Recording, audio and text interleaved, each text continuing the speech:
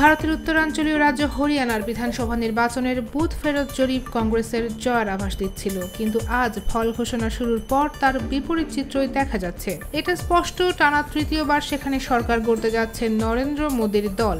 হরিয়ানার বিধানসভায় আসন মোট 90টি, তার মধ্যে 49টিতে এগিয়ে আছে বিজেপি, কংগ্রেস এগিয়ে আছে 35টিতে। সরকার গঠনের জন্য 46 আসন প্রয়োজন হওয়ায় বিজেপির সেখানে আর কোনো শঙ্কা থাকছে না। বুথ ফেরত জরিপের আভাস মেলেনি জম্মু কাশ্মীর রাজ্যেও, সেখানে ঝুলন্ত পার্লামেন্টের আভাস ছিল, কিন্তু ফল ঘোষণার পর দেখা যাচ্ছে কংগ্রেস ও ন্যাশনাল কনফারেন্স জোট মোট 52 আসনে এগিয়ে আছে। এখানেও সরকার গঠনের জন্য প্রয়োজন 46 আসনে জয়।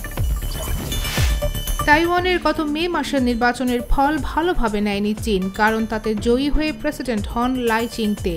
চীন বিরোধী লাইয়ের সাম্প্রতিক বক্তব্য নিশ্চয়ই বেইজিংয়ের উদ্বেগের কারণ হবে। তিনি বলেছেন, কমিউনিস্ট চীনের তাইওয়ানবাসীর মাতৃভূমি হওয়াটা অসম্ভব ব্যাপার, কারণ কমিউনিস্ট চীনের চেয়ে তাইওয়ানের সরকার ব্যবস্থা বেশি পুরনো।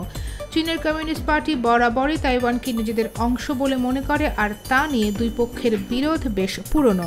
তাইওয়ানকে একীভূত করতে জোর জবরদস্তিতেও আপত্তি নেই চীনের কমিউনিস্ট পার্টির, কিন্তু তাইওয়ানের বেশিরভাগ বাসিন্দা আবার চীনে যুক্ত হতে চায় না।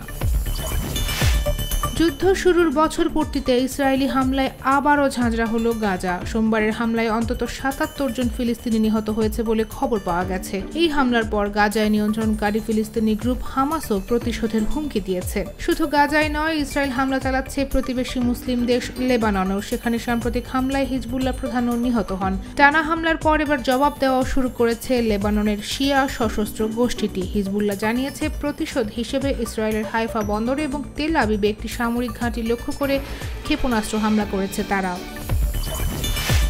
ইসরায়েলে অব্যাহত হামলায় বিপর্যস্ত লেবাননে জরুরি চিকিৎসা সহায়তা দেওয়ার কথা জানিয়েছে চীন। দেশটির বৈদেশিক সহায়তা সংস্থা China international development cooperation agency আজ এই ঘোষণা দেয়। সংস্থাটির মুখপাত্র লি মিং এক বিবৃতিতে বলেন, সম্প্রতি লেবাননের অনেক স্থানে বিস্ফোরণ ঘটনা হচ্ছে, বিমান হামলাও হচ্ছে, যার ফলে প্রচুর মানুষ হতাহত হচ্ছেন। এই অবস্থায় লেবানন সরকারের অনুরোধে চীন সরকার জরুরি চিকিৎসা সহায়তা সরবরাহের সিদ্ধান্ত নিয়েছে।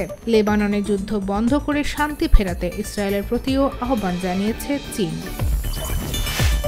চলে গেলেন সিসি হিউস্টন। গ্র্যামি অ্যাওয়ার্ড বিজয়ী এই সঙ্গীত তারকার বয়স হয়েছিল 92 বছর।